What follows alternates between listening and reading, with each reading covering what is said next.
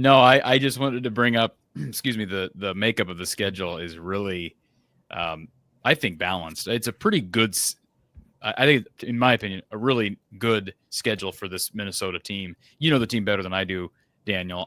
The trip to Cal is, I don't know why. I don't know when that was scheduled, but I don't know why you play that game. I don't know what the point of that, of scheduling a home and home with a Cal is.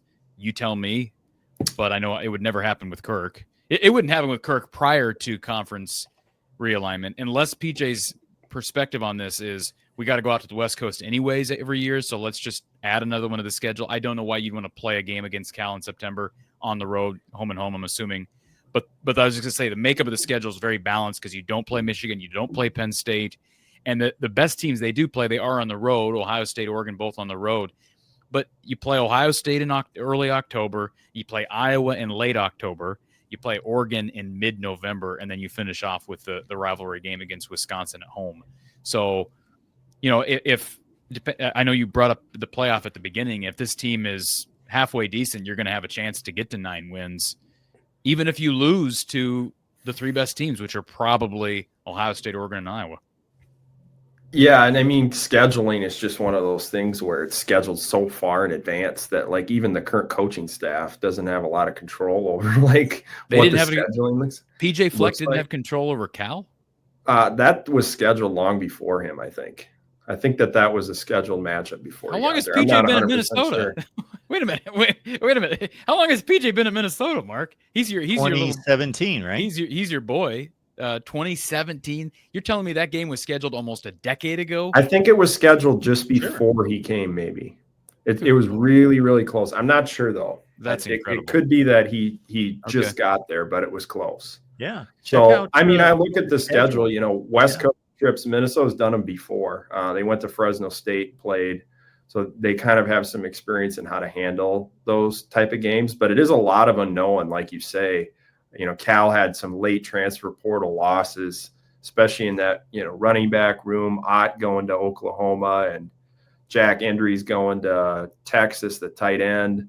You know, Mendoza earlier in the transfer portal cycle going to Indiana. So they do have a lot of turnover, but they added some productive players. You know, I like their defensive line. I think they should be pretty good up there. So, yeah, that's going to be a tough, you know, non-conference game going out west. And, you know, dealing with the travel and a different start time. But, you know, I think there's some intriguing games on the schedule just in the sense that, like, Rutgers, what do they look like? You know, I think they added a lot of productive transfers on defense. How does that all gel together? I think that game, you know, Kirk Ciarrocca knows PJ Fleck very, very well. You know that Schiano is going to play a ball control, run the ball, and, you know, play good defense type of style. It's always going to be kind of a close game when you play Rutgers. I think Nebraska is an interesting matchup. You got a short week coming off a night game. I'm curious to see how everything comes together there because they have 3 new coordinators and they lost a lot of pass rushing juice, but I think their wide receiver room's better. Iowa on the road, tough game to play in at Kinnick. Michigan State. I think Michigan State is interesting. I thought they made some nice offseason moves. Obviously, the season with Aiden Childs is going to be kind of dictated by how he performs. But I like what they did in the wide receiver room. I think defensively they added some productive players at key spots if their pass rush is better. I think that they could be a little bit better than people are anticipating. So I think Rutgers and Michigan State are 2 games that, you know, they're not going to be as easy as people are anticipating. And like you say, the 2 road games at Oregon and Ohio State, and, you know, you got the Wrigley game with Northwestern and then Wisconsin to close. There are some favorable matchups, but yet again, I think people are kind of discounting Rutgers and Michigan State at this point. I don't think those are as easy of games as people are projecting them to be. But we can agree it's a favorable schedule. Is that fair? I think the flow of it is good. I like where the buys are too. I think the buys are in a little bit better spot. Minnesota had like 2 buys right near the end of the season last year, and that was hard just because of the health piece. You know, you wanted to try to rehab guys and give them an extra week, and they were kind of stacked up close together. So, I mean, to have them laid out the schedule where they are, I think that's helpful. But, you know, it's going to be interesting to see how this team comes together, especially early in the season, because they got a lot of change on the O-line. They got a brand new quarterback. They got some new pieces on defense. They got a, you know, defensive coordinator that's been with the program, but, you know, it's going to be his first time calling the defense. He did call a bowl game, but, this is his stamp on the defense. He's going to be, calling it full time. So I guess I'm curious to see how Minnesota plays early in the season and, if it takes some time for them to, gel and figure things out. But they do have a schedule that allows them to kind of figure stuff out. Yeah, they don't play the best team in the conference, or who we perceive to be the best team in the conference in Penn State. You don't play one of probably the 5 best teams in the conference, maybe one of the 3 best in Michigan, and you don't play Illinois, who's, I think, one of the 5 best teams in the conference as well. But like you said, I think the flow of the schedule is good. The bye week's set up nicely. You get a long week of prep heading into that Iowa game. That's an extra Friday game. I don't know.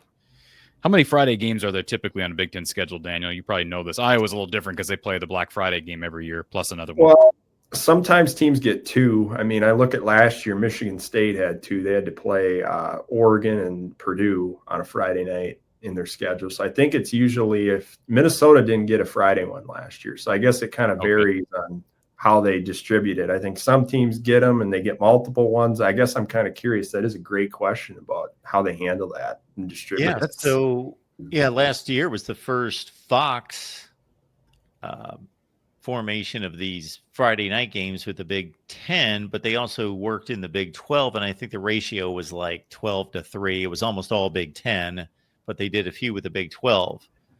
Now, Ohio State didn't have one. Michigan didn't have one. Oregon had one against Michigan State on a Friday night. Mm-hmm. But there were a couple teams that had 2, but mostly it was spread around with one game. Rutgers had 2. They went out to USC, and they also hosted Washington on a Friday night.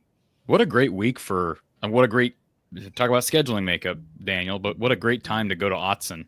If there's ever a time to go to Autzen on a Friday night, do it after a bye week. Do it after a bye. Because that's I mean, you got to buy. That's huge for like just prep and rest and going to play. I mean, the one big things Mark and I just got done talking about having to play late at night on the West Coast. We talked about that over on the Iowa channel. If I'm looking at the schedule correctly, that's twice this year that Minnesota has to cross multiple time zones and play a late game, a 10 or later Central Time game. The beauty is they got a bye coming off of the first one too. They're playing Cal out there, and then they got a bye the next week. But it still doesn't change the fact that you got to play it late that week. I understand, but I'm just saying, like, for that to just acclimate back, you travel back, and then you can kind of reset going into the Big Ten season. Well, I think Iowa people are a little bit gun shy after what happened last year when Iowa went to UCLA. Short week on a Friday late at night and got their pants pulled down. So I think I didn't look at the data. I know everybody was oohing and eyeing over the time zone data last year in the Big Ten and how unsuccessful teams were in crossing the time zones. I think that evened out a little bit as the season went on. You're more of an analytics guy than I am, Daniel, as are you, Mark, but that will be an intriguing aspect of this, just those late starts. Yeah, I mean, especially when you have short weeks too, where you're trying to travel. You're playing a game and then you got to cross time zones on a short week. I mean, it's a little bit of a disadvantage. I think like Michigan State experienced that last year. Their schedule was like brutal on how it was laid out, and they had a whole bunch of night games, and so there's definitely like the schedule flow now. I feel like they probably made some adjustments after the first season with the West Coast teams in there. Yeah, Jonathan Smith got hit with being, obviously a first-year head coach at Michigan State, and his first 2 conference games were Ohio State and then going out to Oregon on a Friday night. So, my goodness, that's a tough way to go to start the schedule.